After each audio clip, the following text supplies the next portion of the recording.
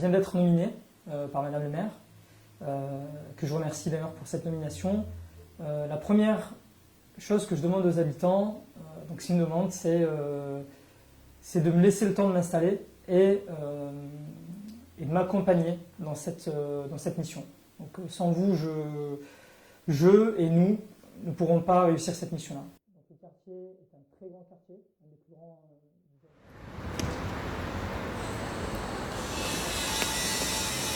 Bonjour Monsieur Otto, vous allez bien? Bonjour.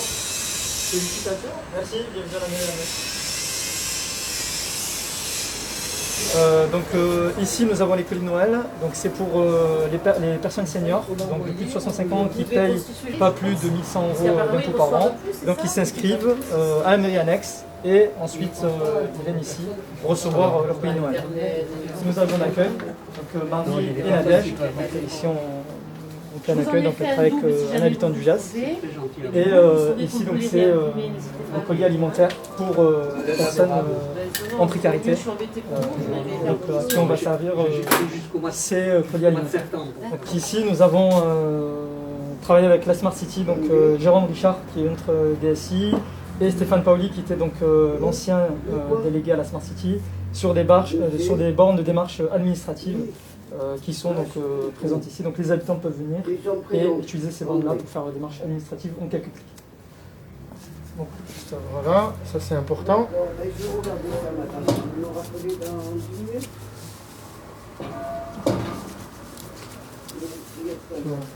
Je vous invite à me suivre. Je suis derrière, la main.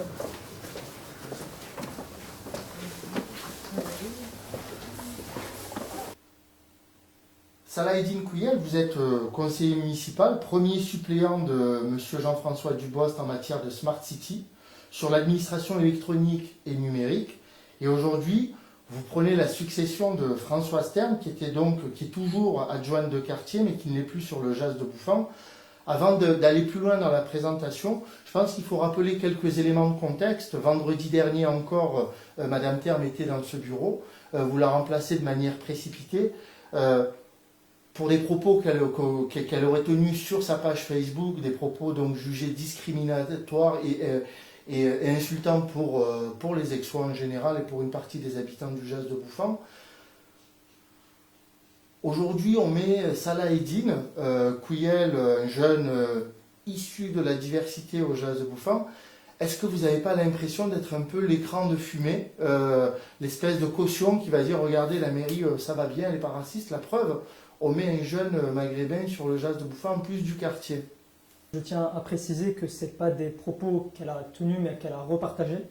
Donc c'est des publications condamnables. D'ailleurs, Madame le maire condamne ces publications et la preuve en est, une décision a été prise. Est-ce que je suis un écran de fumée? Je ne le crois pas. Pourquoi? Parce que Madame le maire m'avait proposé cette délégation pendant la campagne. À cette époque-là, j'ai dû décliner cette offre que m'avait faite Madame le maire, enfin, en tout cas notre tête de liste, qui est devenue donc aujourd'hui notre maire. Et j'avais préféré donc, une autre délégation qui est en lien avec le numérique. Donc c'est mon métier, mon expertise, là où je suis à l'aise et là où je pense apporter à la ville. Aujourd'hui, donc, je suis conseiller municipal suppléant de M. Jean-François Dubost sur la Smart City Data, comme vous l'avez rappelé, administration numérique et le numérique. Et j'avais choisi ça. Ensuite, j'ai accepté donc, de reprendre cette délégation, qui est une délégation où beaucoup de personnes m'ont félicité, mais je ne pense pas que ce soit le moment des félicitations, mais plutôt le moment des responsabilités et travailler et œuvrer pour le quartier. Alors, entre autres, vous êtes natif du quartier, en tout cas vous avez grandi ici. Est-ce que ça suffit pour administrer un quartier d'en faire partie ou d'y avoir grandi? Non, ça ne suffit pas. Pourquoi? Parce que c'est un des quartiers les plus grands d'Aix-en-Provence. Donc il date des années 70. Avant c'était un espace rural dans la ville d'Aix-en-Provence. Et il a été créé donc, en 1970. Autrefois c'était les UP, mais le gouvernement de cette époque a changé pour assouplir les règles d'aménagement. Donc c'est passé à des ZAC, donc zones d'aménagement concerté, et non plus des zones d'urbanisation prioritaire. Et pourquoi le quartier du Jas de Beaufort a vu le jour, et notamment avec les différents bâtiments qui existent ici, c'était pour accueillir les Français rapatriés, parce qu'il faut se remettre dans le contexte de l'époque. Donc la France venait de se séparer de l'Algérie. Donc ça, c'est l'histoire du quartier. Aujourd'hui, il y a 4 bailleurs sociaux qui composent le quartier. Donc là, je parle de la partie résidentielle, quartier prioritaire de la ville. Ça représente une grande partie de la population, une grande partie des problématiques donc, qui doivent être abordées. Le quartier également est en train de grandir avec la zone de la Constance qui est en train d'être aménagée. Donc ça sera un nouveau écoquartier qui verra le jour. Donc il y a déjà un premier projet qui est à SMAC, un projet ambitieux pour remettre les musiques actuelles à l'ordre dans notre belle ville et montrer que notre ville, certes, a un beau patrimoine, une très belle histoire, mais aussi c'est une ville qui est portée vers l'avenir, d'où ce projet-là. C'est un peu inédit d'avoir un jeune élu de quartier au Jas de Bouffan. C'est un peu inédit. Pourquoi vous vous êtes lancé? Qu'est-ce qui fait que vous avez envie de faire de la politique? Vous venez un peu du monde de l'entrepreneuriat. On sait que c'est pas toujours, on n'est pas toujours copains quoi, entre le monde de l'entrepreneuriat et la politique. Vous êtes là. Pourquoi? Donc, je me suis lancé, comme vous le dites, en tant qu'entrepreneur après avoir terminé mes études à Paris.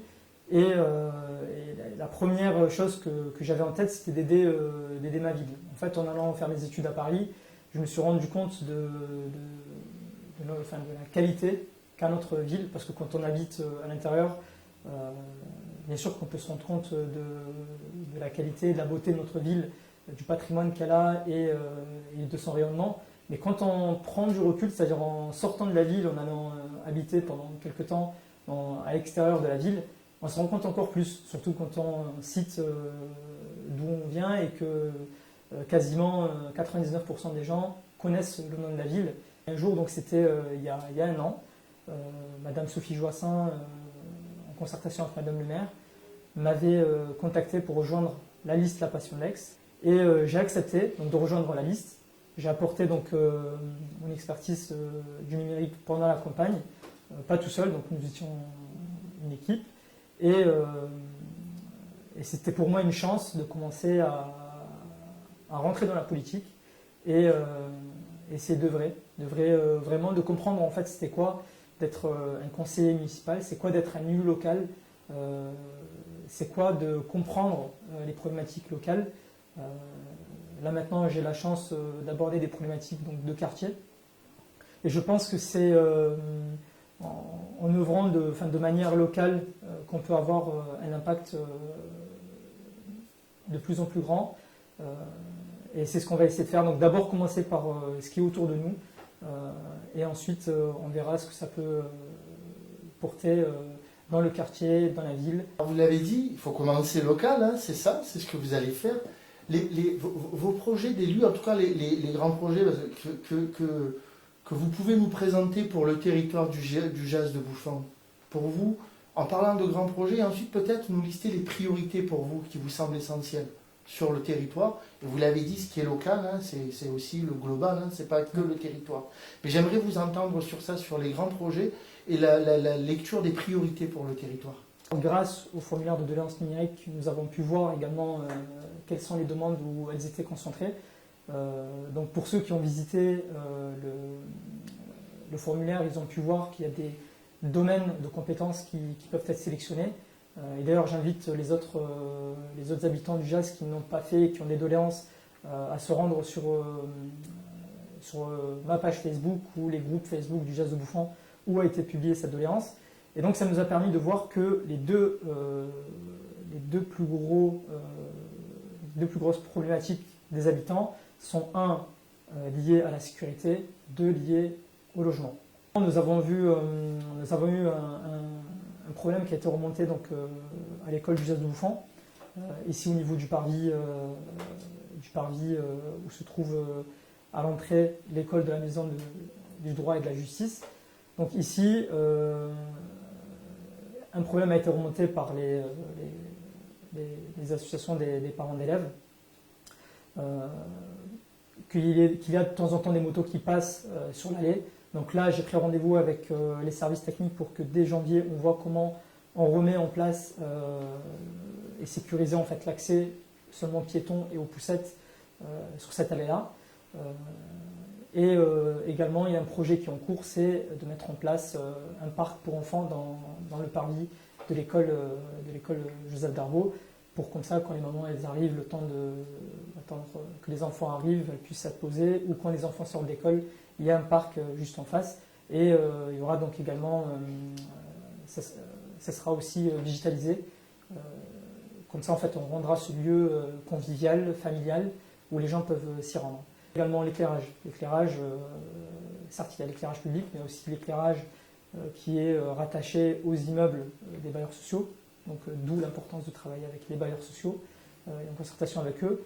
Sécuriser également les armoires électriques, parce qu'aujourd'hui, elles peuvent être vandalisées de manière facile parce qu'elles sont comment dire, en surface. Et l'objectif, en fait, c'est de les sécuriser, donc trouver une solution. Ça, on le verra également avec les services techniques et les bailleurs sociaux. Il faut penser à la jeunesse. Donc, pareil, on est en train de voir avec les services proximité, enfin la direction proximité et citoyenneté, qu'est-ce qu'on peut faire pour la jeunesse pour qu'elle puisse, pour qu'elle ne s'ennuie pas et qu'elle puisse avoir des activités donc, dans le geste bouffant. Donc aujourd'hui, je ne peux pas vous dire qu'il y a une solution qui est prédéfinie, je ne peux pas vous donner de jalons, etc., parce que je viens d'être nominé, mais c'est une réflexion qui est portée et qui sera portée avec les directions liées à ces sujets-là. Il y a également nos aînés, donc rencontrer nos aînés.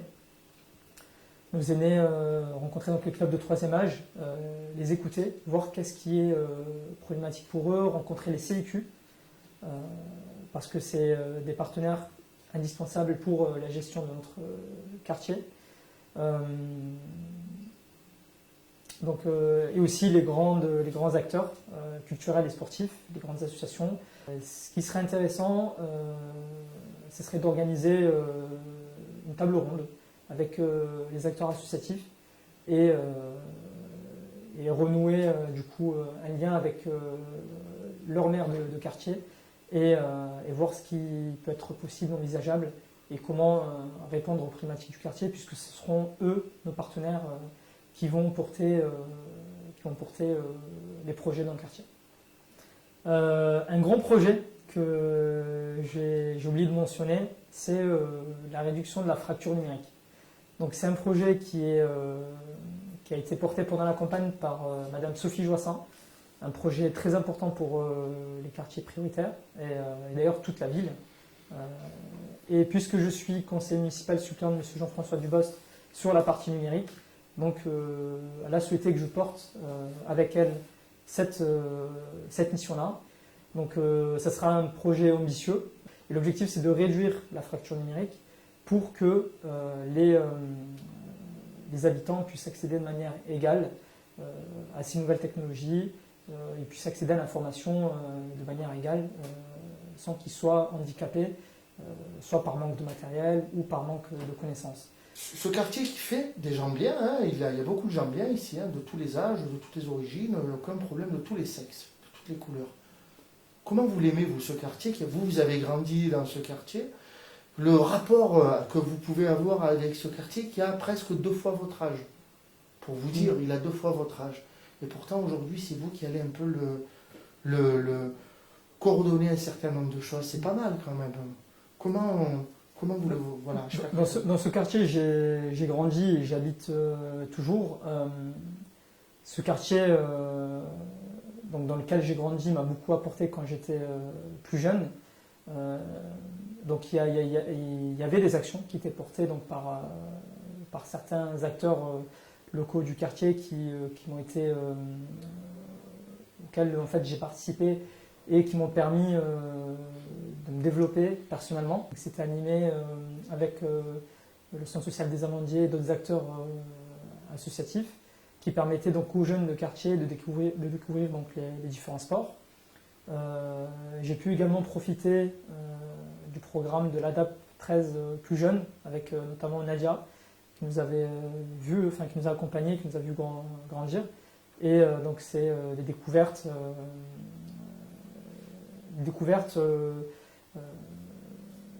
d'autres domaines qu'on n'a pas l'habitude de voir dans le quartier. Et je pense que c'est tous ces éléments-là qui permettent à des jeunes de se développer, de voir d'autres éléments. Chantal, qui était l'une des animatrices du centre social des Amandiers, m'avait fait rencontrer à cette époque-là un professeur agrégé en physique, qui était professeur au lycée Cézanne. Et grâce à lui, j'ai pu me perfectionner et réussir donc mes études et préparer en fait l'avenir au-delà du baccalauréat. Je pense que c'est à toutes ces rencontres-là donc, que je dois ma place aujourd'hui, et surtout à la chance que l'on peut donner à des personnes sans les juger, donc donner de l'espoir, croire en eux. Vous comprenez que une personne ou 5 ne peuvent pas toutes seules répondre aux besoins et aux problématiques de 30 000 habitants avec une superficie aussi grande. Donc on vous demande votre appui, votre confiance, de nous remonter les soucis si vous les voyez, de nous remonter des projets, parce qu'il y a des soucis qu'il faut corriger, des problématiques, il y a aussi des projets que vous pouvez porter, donc vous pouvez nous les remonter. Et également, on compte sur votre bienveillance et votre coopération pour qu'on puisse réussir ensemble cette mission. Donc nous devons rendre des comptes, mais on compte sur vous aussi pour nous accompagner. Monsieur Salaheddine Kouyel, merci.